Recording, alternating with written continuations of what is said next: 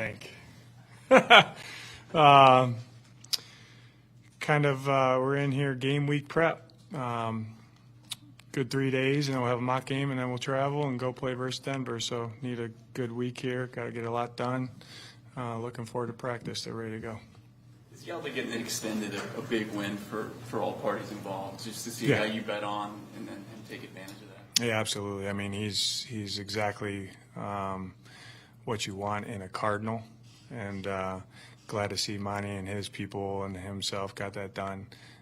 Excited for him. He deserves every penny. When you first came here, what was your sense? What was your intel on him, how he might fit, how he might help the club? I just needed to play. He was all in, maximizing himself, team guy, very intelligent, very strong, and had the skill set to play a couple different positions, and we just decided to put him at center, and he took it and ran with it, and he's played well for us, and he'll continue to play well, and I think, honestly, he hasn't hit his ceiling yet, so I'm looking forward to what he does this year and moving on forward. What's led to the decision to put him at center? I think part of his skill set in his brain, he kind of runs the whole show there. Like I said, he's played all the spots inside, but for us it made sense to put him at center and go, and he's done a good job with it. So does this happen, you think, a lot in the league where circumstances can unlock a guy, maybe more, a player being in a certain place? Yeah, I think there's a lot of variables that go into, guys playing or not playing or what role they have on your team. And, why we acquired him. We had the intel on the guy, but knew that his best ball was ahead of him and he could be a really good player for us. And I would say good job with Clayton and Chris Cookie. Because they helped develop him, but Yelda's been all in on maximizing himself as a player, and he's been all in with how I want our guys to operate on a day-to-day basis, team first, and displaying winning behavior. And he's done a good job, and it's cool to reward guys for that. When you're making the decision to commit to someone long-term, how important is that brain stuff, that approach, all that kind of other stuff? Yeah, a lot. I mean, there's a lot that goes into that. You know what I mean? I know everyone sees what happens on the grass, which that's probably the biggest piece of the puzzle, but there's a lot of other variables that go into that. Availability, age, what kind of guy he is, all those things. And he checked all the boxes. Why was it so important to get it done now? Yeah, I would talk to Monty about that, honestly, just to get it done before the season started. You know what I mean? So it's kind of out of his mind now, and he can just go play. With you guys working through a game week, what do you want to see from the guys in terms of their rhythm, their routine? Yeah, I mean, it's a good question. Josh has just worked on a little some information for those guys, what that really looks like, but we got to be maximizing ourselves as players throughout a week and what that looks like. And there's a lot of time on task in the building. There's a lot of time on task outside of the building too. Just that every second counts, when you're trying to get ready to play a game, as it relates to you as a player, us as a team, you got to be maximizing every second.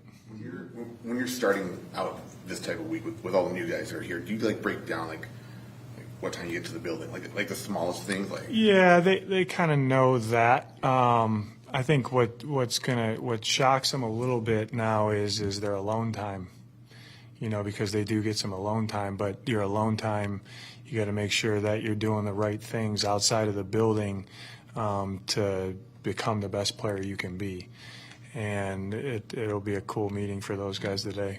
Do you sense any anxiousness from any players as we get closer to cutdown day? I mean, I'm sure there's some guys that are feeling fairly comfortable, but there's other ones that obviously are still battling.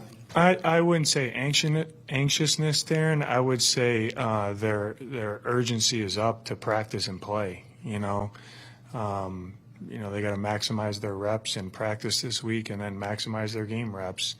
Reps are gold, and they know they need those to show what they can do. So there's such an urgency about that, as there's been all camp. But now I always say, there becomes the clock, you can kind of see it. It's closer to when we started camp, and they know it's around the corner. So I would think it picks up a touch. With Abbott, it looks like he's kind of playing fast. What gives him the ability to do that so early on in his professional career? Well, I would say his brain first, because to play fast, you don't want to be thinking. You guys know we put a lot on the safeties, but he can take in information. He can move in and out of focus windows pre and post snap. He's really upped his game as far as that, I think. And then obviously his skill set, he's got some gas, so that looks cool too. But yeah, I think from his standpoint in that position, specifically, you got to know what you are doing. You got to know what other people are doing. You got to know what the offense is doing, formation, checks, all those things, some anticipation of what's going to go on, and then be able to, let it rip. And he's done a good job of that. With that clock you referenced, is there an impact of the fact that you guys don't play till Sunday, and so it's a shortened period until the final decisions have to be made? Yeah. I mean, you're not going to get to wait on it too much. You got 1 or 2 days, and you got to make decisions. But I think there's enough time after the Denver game to do that. Monty and I we have obviously, you guys know we have conversations every day, but there's enough time after the game and on Monday morning to get that done. Do you guys talk once a day about it? Is it something that's like constant? Like what's that A lot. process? A lot. I couldn't put a number on it, but it's more than once a day. Do a significant number of roster decisions still hang in the balance? Yeah. How much can guys still influence that? A lot, Paul. I mean, what happens this week in practice and then in the game, and you guys will see. I want to, not going to tell you guys who's playing or not. I don't know. That's going to come after this week, but there's going to be a lot of guys playing, and they're playing for a reason. This roster is not short on personalities, but what can personnel like Yelvis maybe add or mean to a room, to a team? He's a different cat. I kind of connect with that. I don't want to say meathead, but I kind of connect with that a little bit. It was his birthday yesterday. I said, "Get yourself a steak." He says, "Absolutely." I said, "No cake and ice cream." He goes, "No way."